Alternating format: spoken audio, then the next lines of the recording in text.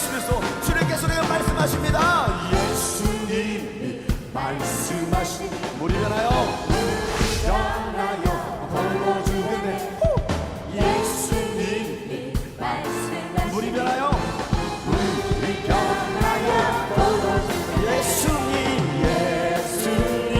예수님 나에게도 말씀하셔서 새롭게 이 시간 우리를 새롭게 변화시켜 주시옵소서.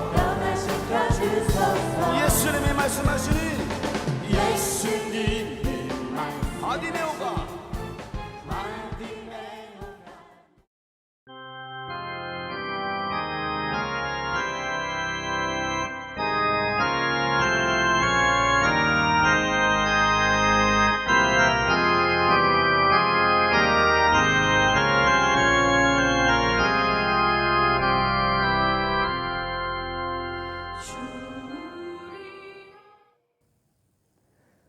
지난 한 주간도 예수님 이름으로 사셨습니까? 예수님 이름으로 승리하셨습니까? 가는 곳마다 주님께 제단을 쌓으셨습니까? 우리가 어떤 모습으로 살아왔던 지난 한 주간도 하나님께서는 여러분을 위해 쉬지 않고 일하셨습니다. 오늘도 우리를 위해 변함없이 일하고 계신 주님의 사랑이, 주님의 이름이 우리의 예배에 충만하기를, 또 여러분이 계신 그 자리에 임재하시기를 기대하면서 하나님께 예배 드리시기를 소망합니다. 더불어 오늘도 예배의 제단을 쌓는 여러분 모두에게 하나님께서 예배에 놓으신 은혜와 축복이 가득하시길 축원합니다. 다 같이 사도신경으로 우리의 신앙을 고백하겠습니다. 전능하사 천지를 만드신 하나님 아버지를 내가 믿사오며 그 외아들 우리 주 예수 그리스도를 믿사오니 이는 성령으로 잉태하사 동정녀 마리아에게 나시고 본디오 빌라도에게 고난을 받으사 십자가에 못 박혀 죽으시고 장사한 지 사흘 만에 죽은 자 가운데서 다시 살아나시며 하늘에 오르사 전능하신 하나님 우편에 앉아 계시다가 저리로서 산자와 죽은 자를 심판하러 오시리라. 성령을 믿사오며 거룩한 공회와 성도가 서로 교통하는 것과 죄를 사하여 주시는 것과 몸이 다시 사는 것과 영원히 사는 것을 믿사옵나이다. 아멘. 오늘도 자녀들과 함께 성경 이야기를 들은 후에 다 같이 찬양 드리겠습니다. 가족들과 함께 듣는 성경 이야기 제6과 오병이어 이야기.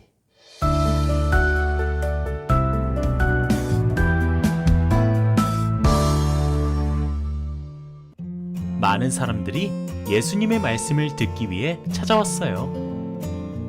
목자 없는 양들 같구나.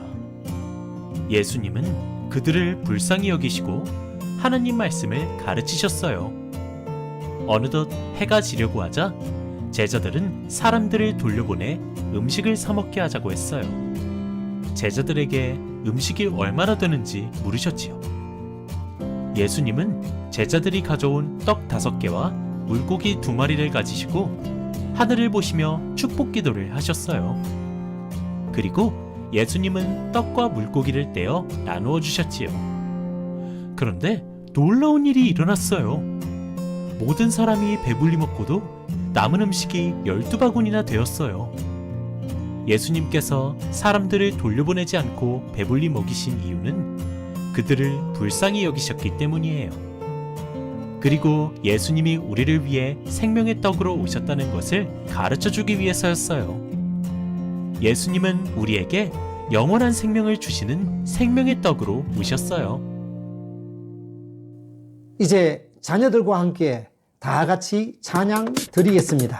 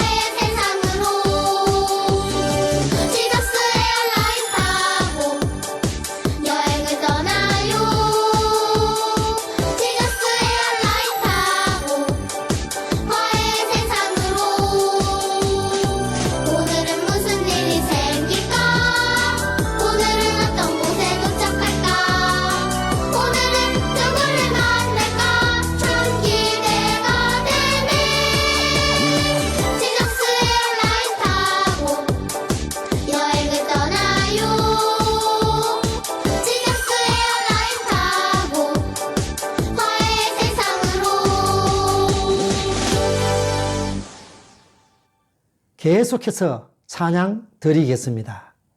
그럼에도 불구하고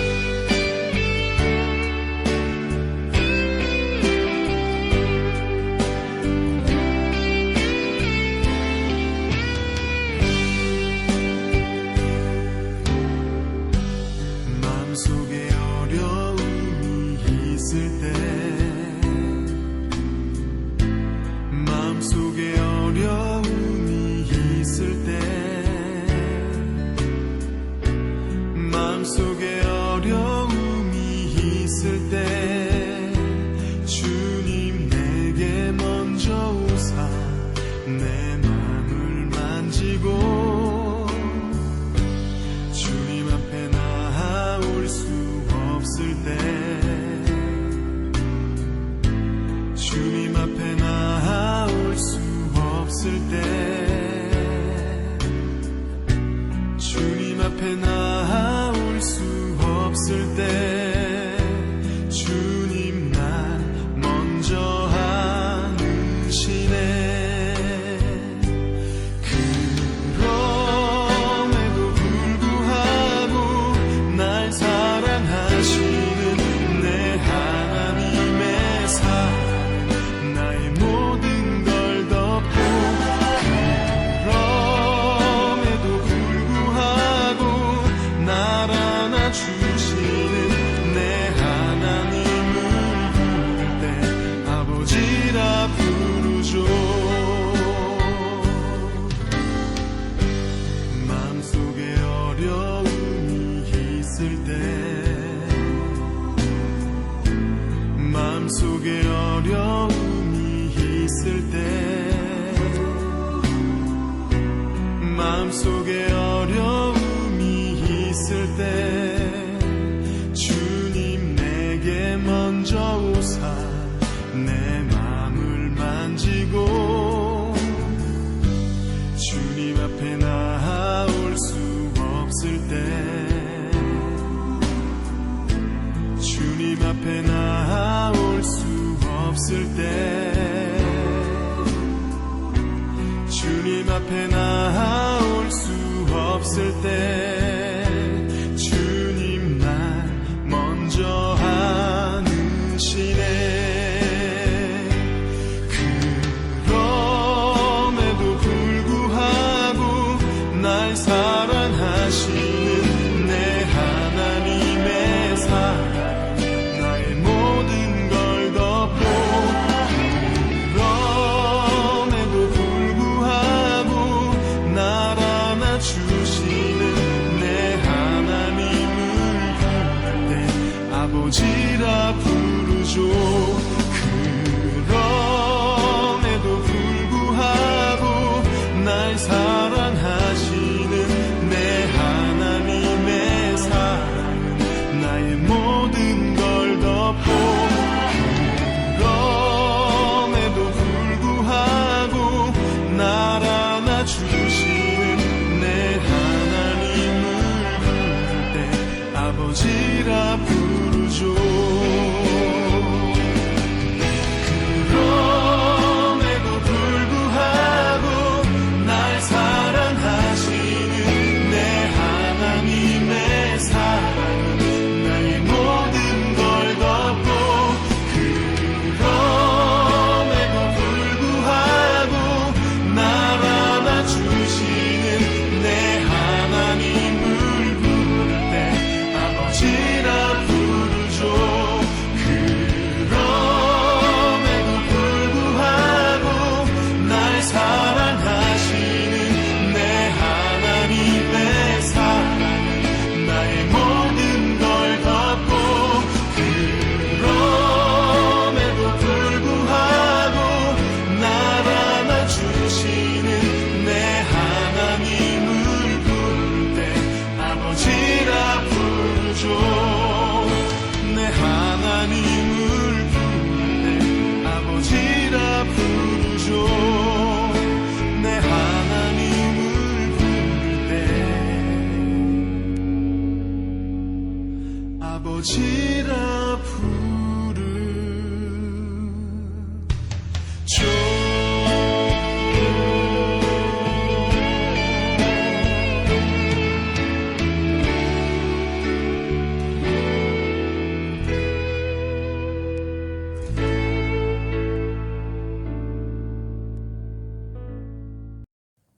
다 같이 기도드리겠습니다.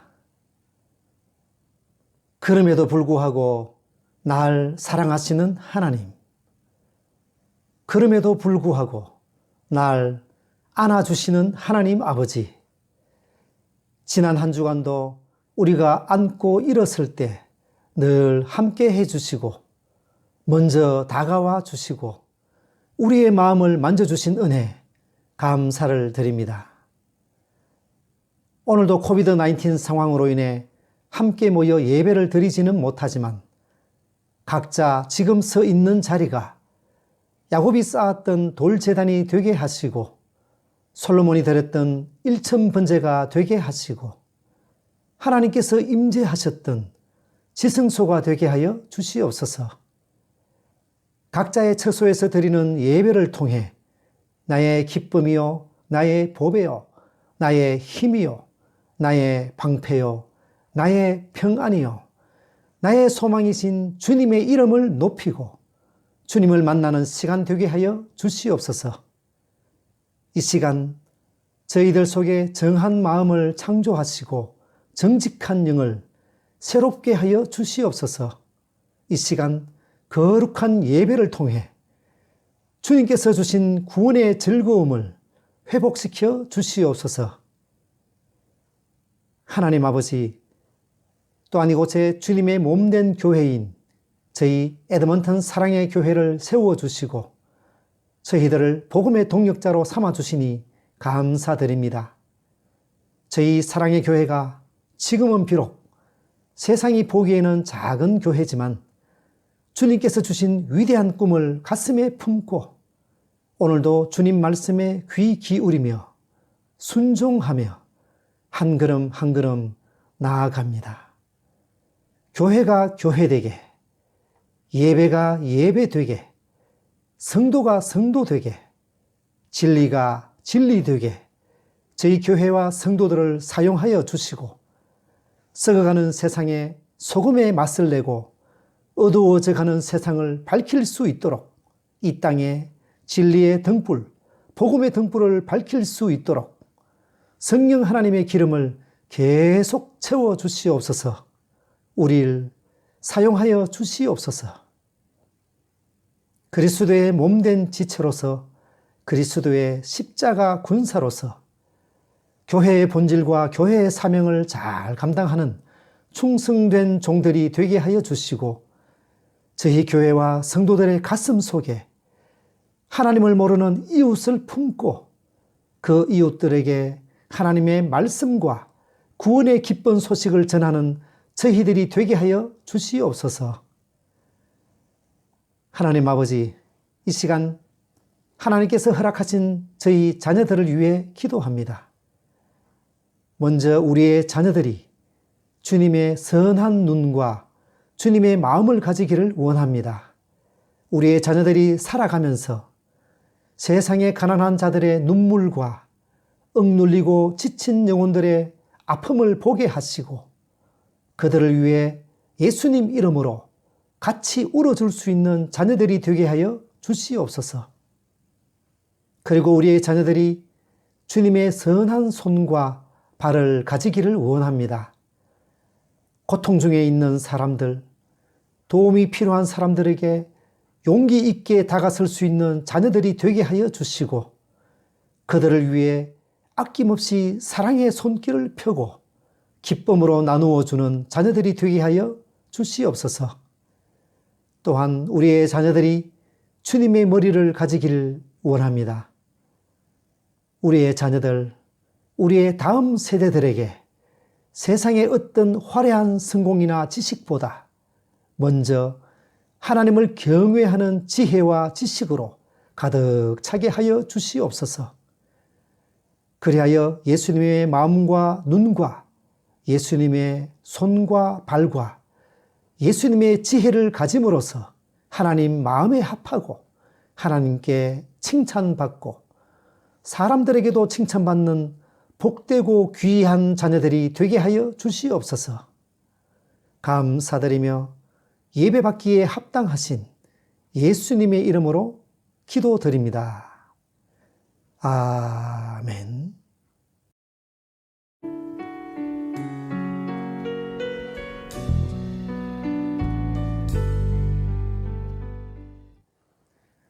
교회 소식 전해드리겠습니다.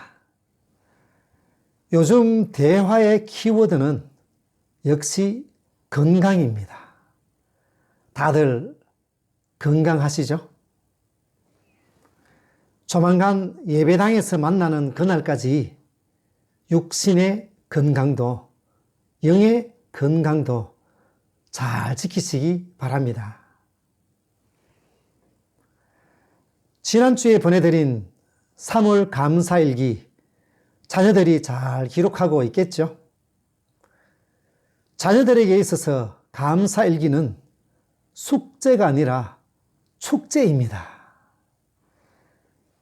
저를 위해서가 아니라 자녀들을 위해서 매일 한 가지씩 감사하도록 잘 지도해 주시기 바랍니다.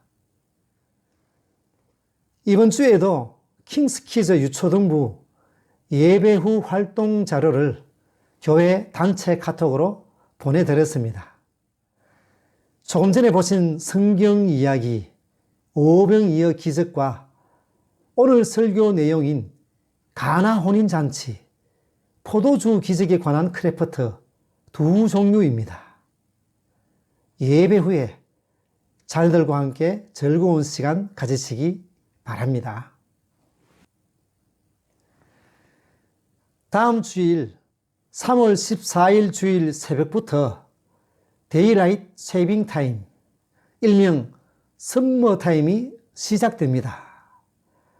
새벽 2시를 3시로 맞춰 놓으시면 되고요.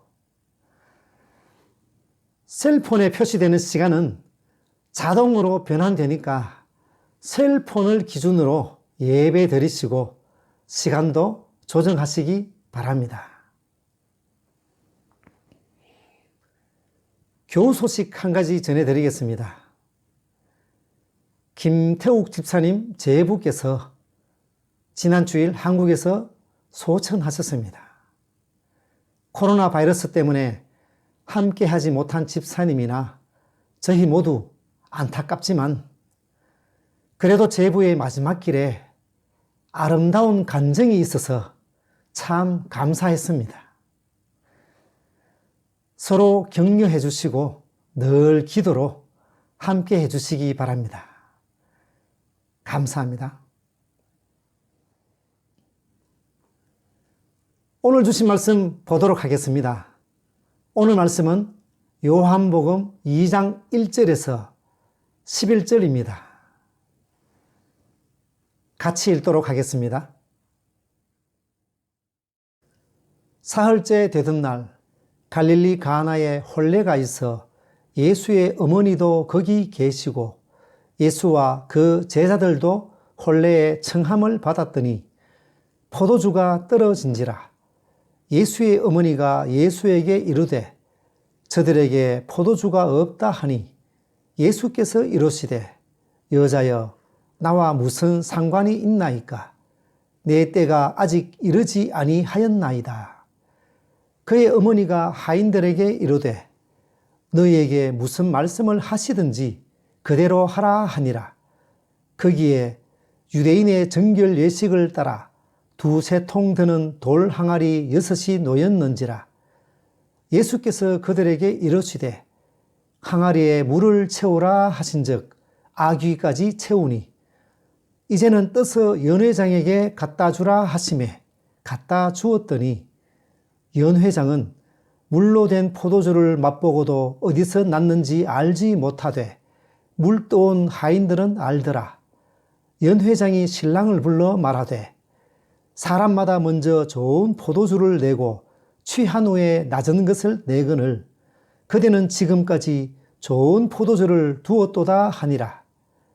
예수께서 이 첫 표적을 갈릴리 가나에서 행하여 그의 영광을 나타내심에 제자들이 그를 믿으니라.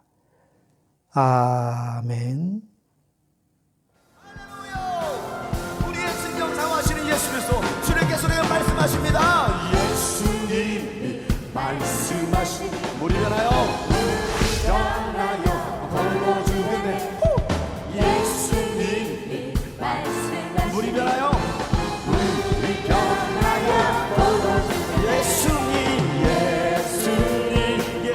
예수님 나에게로 말씀하셔서 새롭게 이 시간 우리를 새롭게 변화시켜 주시옵소서. 예수님이 말씀하시니 예수님이 바디메오가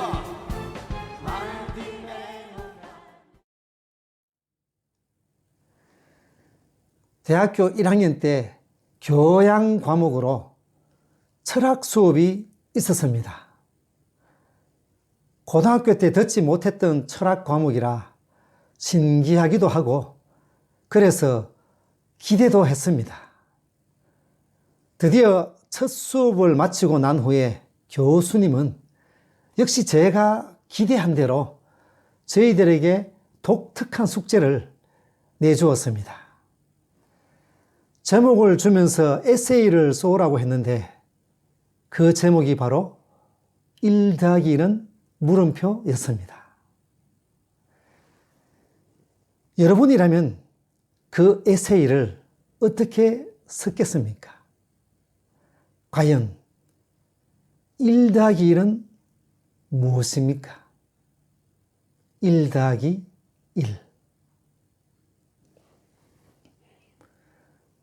1-1은 단순히 2가 아니라 각양각색 많은 답이 나옵니다. 물 한 방울에 물 한 방울을 더하면 어떻게 됩니까? 1이 되지요. 칼집에 칼을 꽂아도 1이 됩니다. 그러므로 1-1은 1이 됩니다.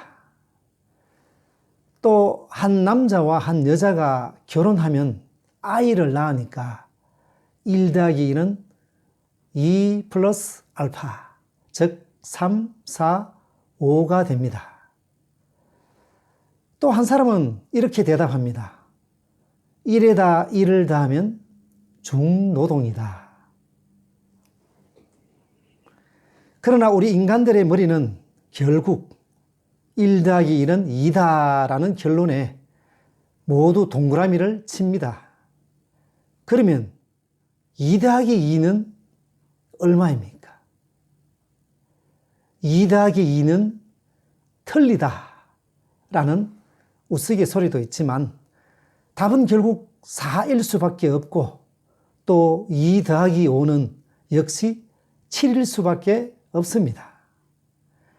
이것이 우리 인간들의 정상적인 이성이고 인간의 정상적인 계산법입니다.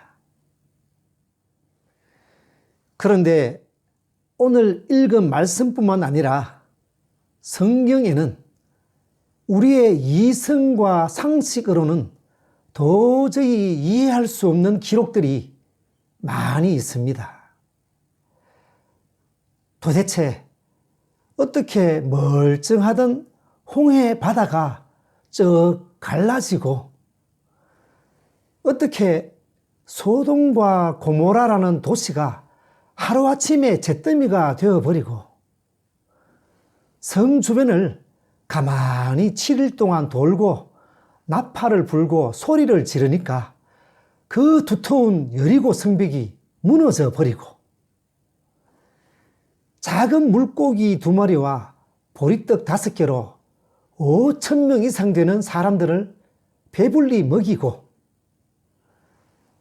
포도주가 떨어진 항아리에 물을 부으니까 맛있는 포도주로 바뀌어 버리고 도대체 이런 일이 어떻게 일어날 수 있는 것입니까? 성경에는 이런 황당하고 비상식적이고 잘못된 계산들이 꼬리에 꼬리를 물고 기록되어 있습니다. 그러나 결론부터 말씀드리면 이것이 바로 인간과 다른 하나님의 창조 세계이고 인간을 만들고 우주를 만드신 창조주 하나님의 계산법인 것입니다. 기적이라고 하면 우리는 반사적으로 사이언스, 과학을 떠올리게 되는데요. 이 기적과 과학의 문제에 대해서 한동대학교 초대 총장이었던 김영길 박사님에 대한 좋은 예화가 인터넷에 보이길래 잠깐 소개해 드리도록 하겠습니다. 존칭은 생략하도록 하겠습니다. 김영길 박사는 서울공대 금속과를 나와서 이후에 세계 최고 수제 과학자들이 모인 미 항공우주관리국 나사의 연구원이 되었습니다. 그런데 어느 날 나사 연구소 선배의 권유로 크리스천 화요 성경 모임에 참석하게 되었는데요. 김영길 박사는 그 자리에서 큰 충격을 받았습니다. 왜냐하면 그 자리에서 150여 명의 세계적인 박사들이 찬송을 부르고 열심히 기도하는 모습을 보았습니다. 거기에 모인 150명 박사들은 모두가 한결같이 얼굴에 기쁨과 평안이 넘쳤고 행복해 했습니다. 김영길 박사는 그 모습을 보고 이야, 첨단 과학을 연구하는 세계 제1의 과학자들이 이렇게 열정적으로 예배를 드리고 있다니 어떻게 이럴 수 있나? 이 과학자들로 하여금 이런 신앙을 갖게 한 것은 도대체 무엇인가 하는 의문을 가지게 되었습니다. 그래서 난생 처음으로 성경을 읽게 되었다고 합니다. 김영길 박사가 성경을 읽으면서 처음으로 느낀 생각은 성경은 마치 고차원적인 윤리교과서와 같다는 것이었습니다. 그런데 성경을 읽다 보니 드디어 문제점에 부딪히게 되고 과학자로서 딜레마에 빠지게 되었습니다. 성경을 인정하려면 그동안 철석같이 진리로 믿어온 중력의 법칙이나 질량 보존의 법칙 같은 과학을 무시해야 되기 때문입니다. 특히 오병이어 같은 사건이나 특별히 오늘 읽은 가나의 혼인잔치, 포도주 사건을 읽으면 더더욱 믿을 수가 없었습니다. 어떻게 맹물이 맛있는 포도주로 바뀔 수 있느냐는 것입니다. 김영길 박사는 과학자입니다. 그래서 과학자의 시각으로 볼 때 어떻게 불과 1, 2분 만에 원자핵 반응이 일어나고 화학 방정식이 H2O, 물에서 C2H5OH, 에탄올, 술로 바뀔 수 있느냐는 것입니다. 이렇게 바뀌려면 압력을 많이 높이든가 진공 상태로 만들든가 아니면 온도를 수만 도로 높여야 한다고 합니다. 이런 일들이 과학적으로 증명이 되지 않으니 도저히 믿을 수가 없었습니다. 그래서 김영길 박사는 신약 성경을 읽기 시작했는데 예수님의 십자가 사건을 통해서 예수님이 나 때문에 돌아가셨다는 사실을 깨닫게 되고 또 많은 신앙 서적도 찾고 묵상하는 가운데 큰 깨달음을 얻게 되었습니다. 그리고 가만히 생각해 보니까 강아지가 주인을 보니 주인이 신문도 읽고 차도 운전하는 것이 강아지 입장에서는 기적이라는 생각이 들었습니다. 강아지는 죽었다 깨어나도 신문을 읽거나 차를 운전할 수 없지 않습니까? 강아지가 셀폰으로 전화를 걸어서 다른 강아지 친구에게 안부를 묻고 대화하는 것은 지금까지 본 적이 없습니다. 그러니까 강아지 입장에서는 주인이 전화를 하고 신문을 읽고 글을 쓰고 차를 운전하는 것이 기적인 것입니다. 그러나 신문을 읽고 차를 운전하는 것은 사람이 보기에는 상식 수준의 일입니다.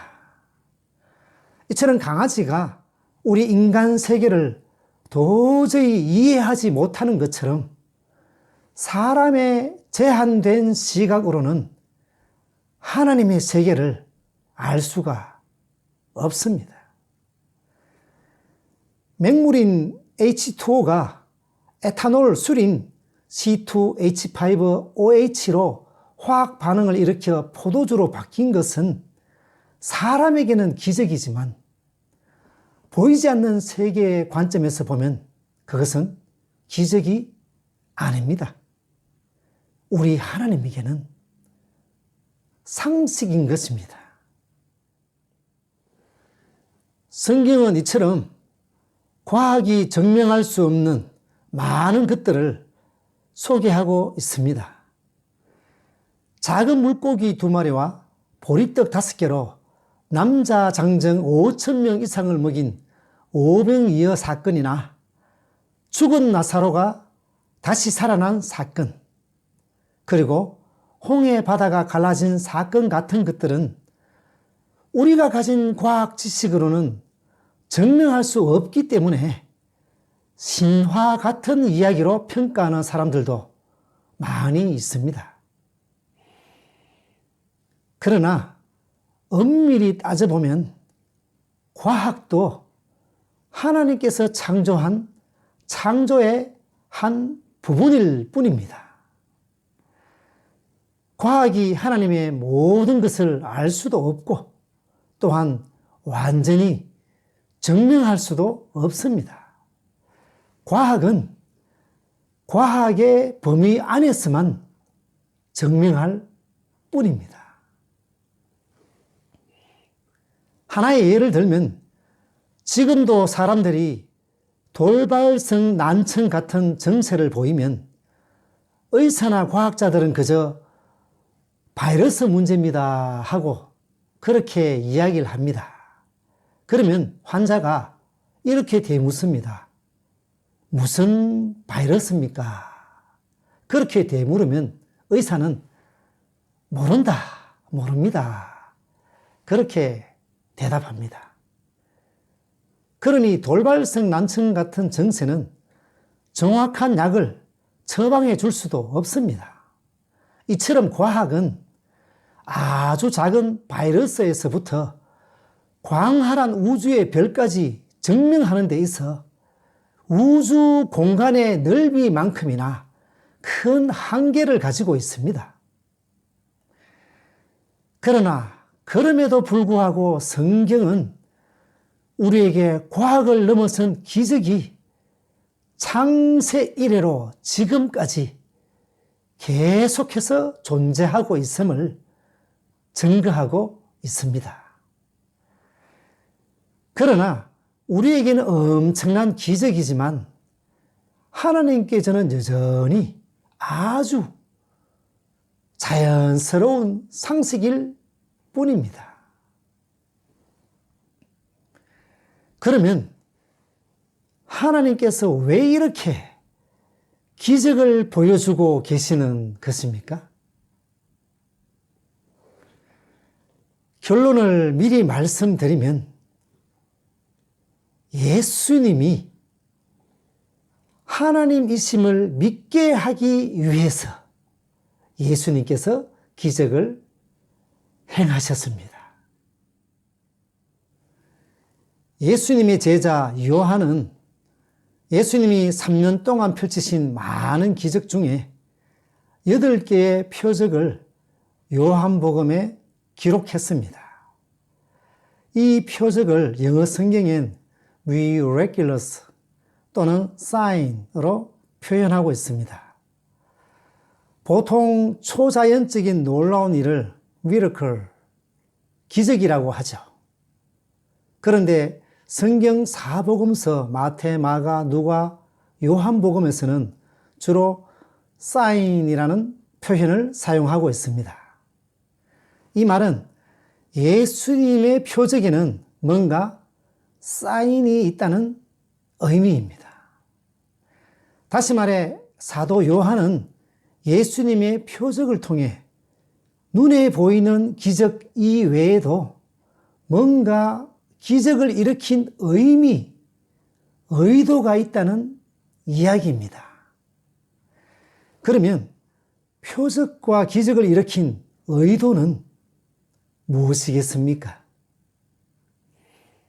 조금 전에 말씀드린 것처럼 기적을 일으킨 그분이 과연 어떤 분이신가?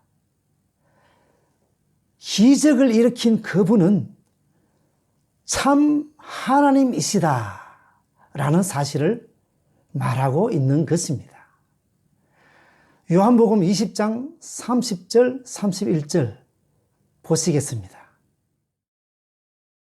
예수께서 제자들 앞에서 이 책에 기록되지 아니한 다른 표적도 많이 행하셨으나 오직 이것을 기록함은 너희로 예수께서 하나님의 아들 그리스도이심을 믿게 하려 함이요 또 너희로 믿고 그 이름을 힘입어 생명을 얻게 하려 함이니라. 아멘.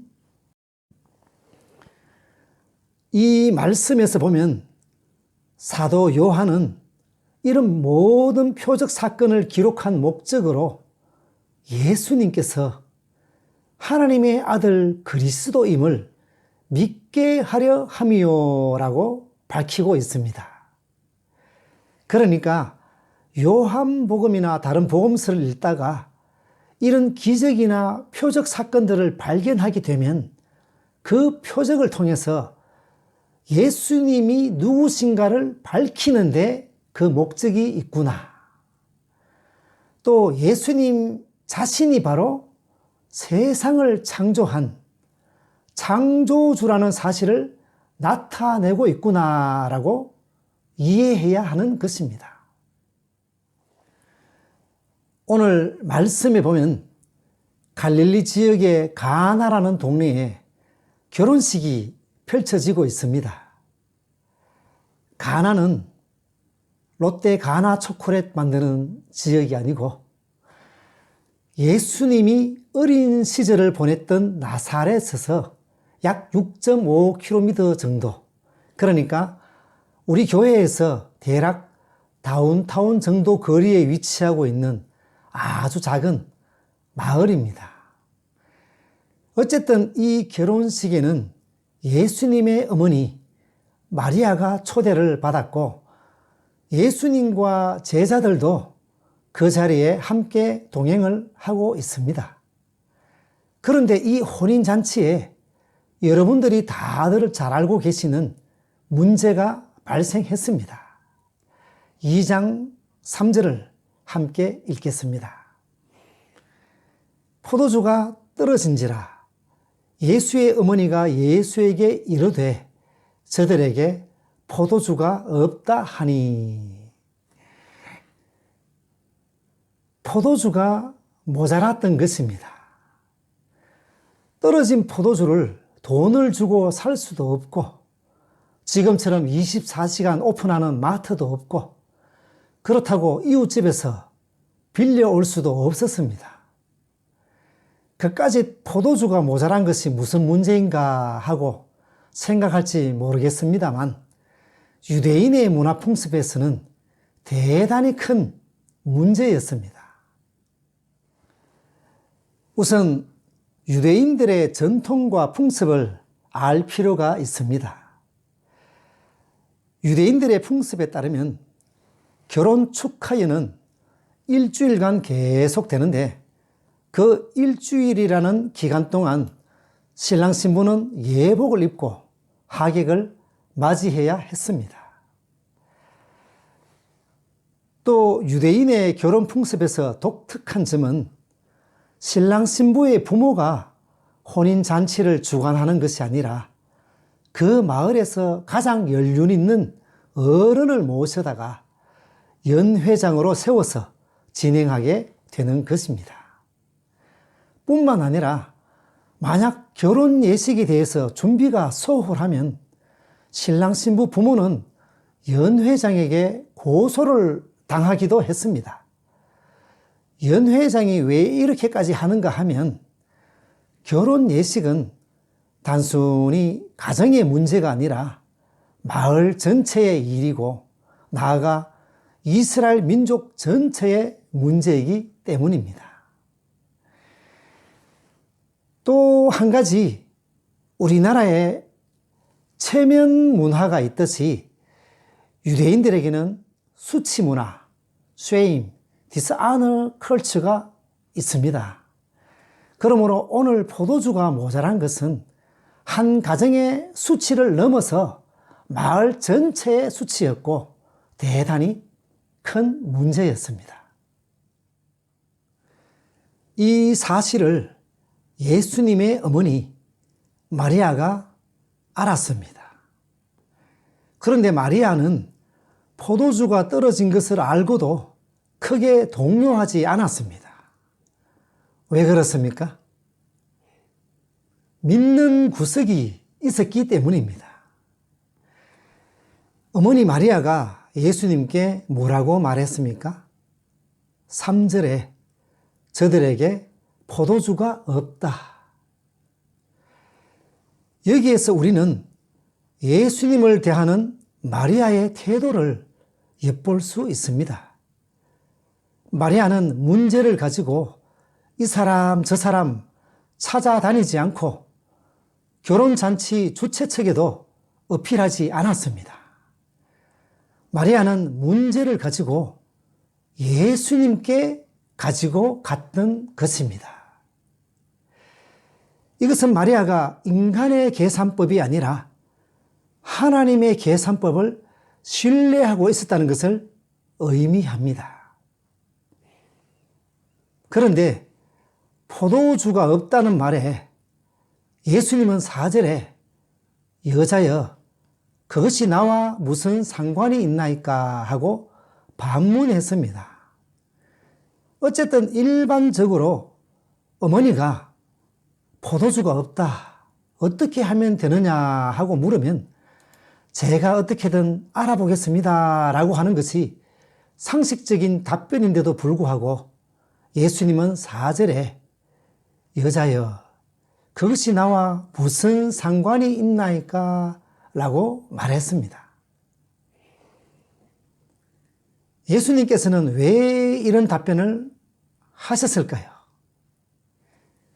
우리는 예수님께서 거절하시는 모습을 보면서 한 가지 영적인 통찰력을 가져볼 필요가 있습니다.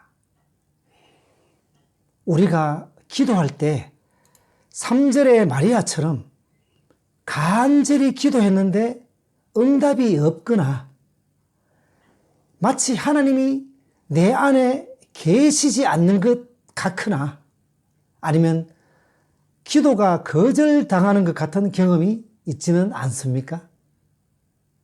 이런 일은 얼마든지 저와 여러분에게 일어날 수 있습니다. 그럴 때 우리는 어떻게 해야 합니까? 만약 낙심하거나 불평하면서 지내왔다면, 하나님을 의심하면서 버텨왔다면 내 삶에서 물이 변하여 포도주가 되는 응답은 결코 찾아오지 않을 것입니다. 우리 예수님께서 내 문제, 내 가정의 문제, 내 장래의 문제에 상관하시는 그때, 바로 그때를 위하여 인내하고 기다릴 줄 아는 성숙한 여러분이 되시길 소망합니다. 바로 그때 마리아는 하인들을 급히 불러서 당부를 합니다. 5절에 하인들에게 이르되 너희에게 무슨 말씀을 하시든지 그대로 하라. 그리고는 6절 거기에 유대인의 정결 예식을 따라 2-3통 드는 돌 항아리 6이 놓였는지라. 돌 항아리 하나에 2-3통의 물이 들어간다고 했습니다. 항아리가 6개 있으니까 12개에서 18통 정도의 물이 들어갈 것입니다. 또 당시 마을에는 보통 우물이 1개 정도 있었는데 우물까지 하인들이 왔다 갔다 하면서 12개에서 18통을 갖다 나르려면 제법 많은 시간이 필요했을 것입니다. 그러면 하인들의 입에서 불평이 나올 만도 하죠. 야, 그냥 없는 대로 잔치를 치르면 되지. 이 밤에, 보통 결혼잔치는 밤에 했습니다. 아니, 이 밤에 무슨 우물까지 가서 그것도 18통이나 되는 물을 날라야 하나. 그랬을 것입니다. 그러나 하인들은 아무런 불평도 하지 않고 즉각적으로 그 지시에 순종했습니다. 돌 항아리 6개를 그것도 아귀까지 꽉 채웠습니다. 그런데 아직까지는 물이 포도주로 변하지 않은 상태였습니다. 그 다음 7절입니다. 물을 돌 항아리에 채우고 난 뒤에 예수님은 물을 떠라. 그리고 그 물을 연회장에게 갖다 주어라. 그렇게 말했습니다. 그런데 상상해 보십시오. 물을 채우고 뜨고 갖다 주는 동안 이 물이 변해서 포도주가 될 것이라고 하인들이 상상이나 했겠습니까? 여러분은 상상할 수 있습니까? 그리고 물을 떠서 연회장에게 갖다 주면서 이 하인들은 어떤 생각을 했겠습니까? 야, 우리 모두 오늘 큰일 났다. 정말 미치겠네. 하필이면 이런 곤란한 일을 시킬 게 뭐람? 포도주가 아니고 물을 갖다 주다니 우린 오늘 주인 어른한테 쫓겨날 거야. 그러나 이 이상한 분부에 대해서 그들은 아무런 이의도 달지 않고 묵묵히 순종하고 따랐습니다. 드디어 물이 담긴 술잔이 연회장의 손으로 건네졌습니다. 그리고 연회장은 그 물을 마셨습니다. 하인들은 연회장이 화를 낼 것을 알고 있었기 때문에 상당히 위축되어 있었을 것입니다. 그런데 한바탕 벼락이 칠 것 같았는데 연회장이 하는 말이 아니 어떻게 이런 좋은 포도주를 늦게까지 두고 내놓지 않았는가 하면서 감탄을 했습니다. 물이 향 좋은 포도주로 변했던 것입니다. 이 사건은 순종이 제사보다 낫고 듣는 것이 수양의 기름보다 낫다라는 사무엘상 15장 22절의 교훈을 새삼 떠올리게 합니다. 말씀을 마무리하겠습니다. 신앙생활의 놀라운 비결이 바로 여기에 있습니다. 하인들처럼 주님의 말씀을 믿고 발걸음을 옮기는 순간, 그리고 순종하는 순간, 바로 기적이 시작됩니다.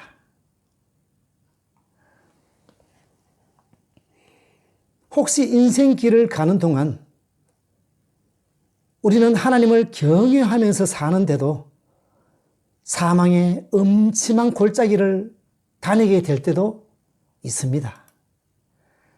인생의 모든 소망과 희망이 사라지는 듯한 상황을 만날 때도 있습니다. 그리고 오늘 본문처럼 인생의 즐거움을 위해 준비해 두었던 기쁨의 포도주가 갑자기 끊어지는 상황도 찾아올 것입니다. 건강이라는 포도주, 직장이라는 포도주, 재물이라는 포도주, 명예라는 포도주, 친구라는 포도주, 사랑하는 가족이라는 포도주가 어느 순간 갑자기 끊어지는 순간이 찾아올 것입니다. 그럴 때 오늘 이 가나 혼인잔치를 기억하시기 바랍니다. 2000년 전 마리아처럼 예수님께 문제를 들고 가는 여러분 되시길 소망합니다. 그리고 2000년 전 하인들처럼 하나님의 말씀과 예수님의 음성에 즉각적으로 순종하는 여러분 되시길 소망합니다. 또 기도를 하다가 말씀을 읽다가 혹 일상생활 속에서 주님께서 여러분에게 사인을 주실 때가 있을 것입니다. 그러면 이런저런 고민하지 마시고 인간적으로 계산하지 마시고 하나님의 계산법 전적으로 신뢰하는 가운데 바로 주님께서 원하신 그곳으로 발걸음을 옮기는 여러분 되시길 소망합니다. 그래서 주님께서 주시는 하늘의 포도주, 하늘의 풍성한 복, 구원의 기쁨이 저와 여러분의 삶 가운데, 여러분의 비워진 항아리 가운데 가득 차고 넘치시길 소망합니다. 기도드리겠습니다.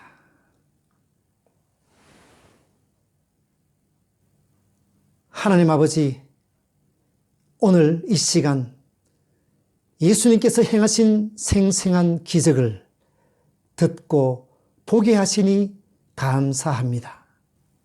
하나님께서 베푸신 수많은 이적과 능력, 그리고 예수님께서 행하신 이적과 표적이 성경의 문자 속에서만 머무는 이적과 표적이 아니라 오늘 나에게 베푸시는 살아있는 이적과 표적이 되게 하여 주시옵소서. 하나님 아버지, 오늘 저희들의 삶 가운데 마치 포도주가 끊어진 것 같은 위기와 어려움이 있습니까? 그럴 때 지체 없이 주님을 찾게 하시고 또한 주님께서 말씀하실 때 즉각적으로 순종하는 저희들이 되게 하여 주시옵소서. 저희들이 만나는 모든 삶 속에서 순종을 통해 기적을 보게 하시고 차고 넘치는 응답을 보게 하시고 나아가 주님이 우리의 창조주이심을, 우리의 구원자이심을 고백하는 저희 모두가 되게 하여 주시옵소서. 감사드리며 우리가 기도하는 것보다, 우리가 생각하는 것보다 더 크게 응답하시는 예수님의 이름으로 기도드립니다. 아멘. 이제 다 같이 찬양 드린 후에 축도로 예배를 마치겠습니다. 나의 기도하는 것보다 더 이루시고 더 응답하실 하나님.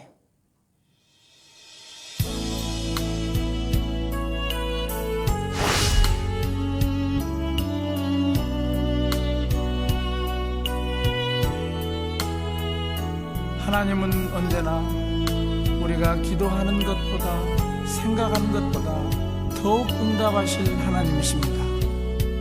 그 하나님 안에서 우리는 모든 것을 할 수 있습니다.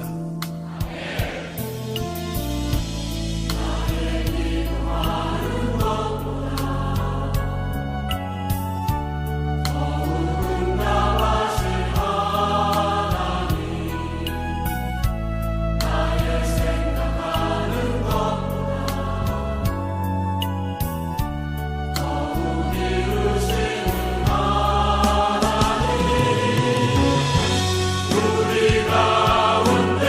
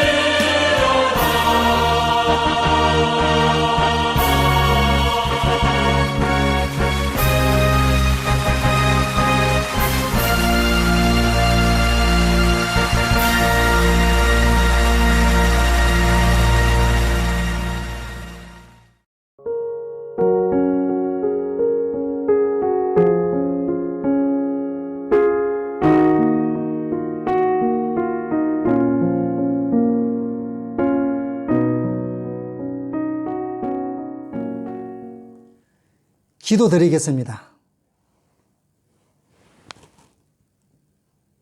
이제는 십자가에서 죽으심으로 구원의 기적을 베풀어 주신 우리 주 예수 그리스도의 은혜와 하나님 아버지의 지극하신 사랑과 성령 하나님의 인도하심이 우리 인생의 소망과 희망과 기쁨의 포도주가 끊어졌을 때 예수님을 우리의 구원자로 믿고 주님께로 발걸음을 옮기며 주님의 음성을 듣고 순종하며 살기를 소망하는 모든 성도들과 그 가정과 속한 공동체와 우리 에드먼턴 사랑의 교회와 지금 이 자리에서 머리 숙여 예배드리는 모든 무리 위에 지금으로부터 영원토록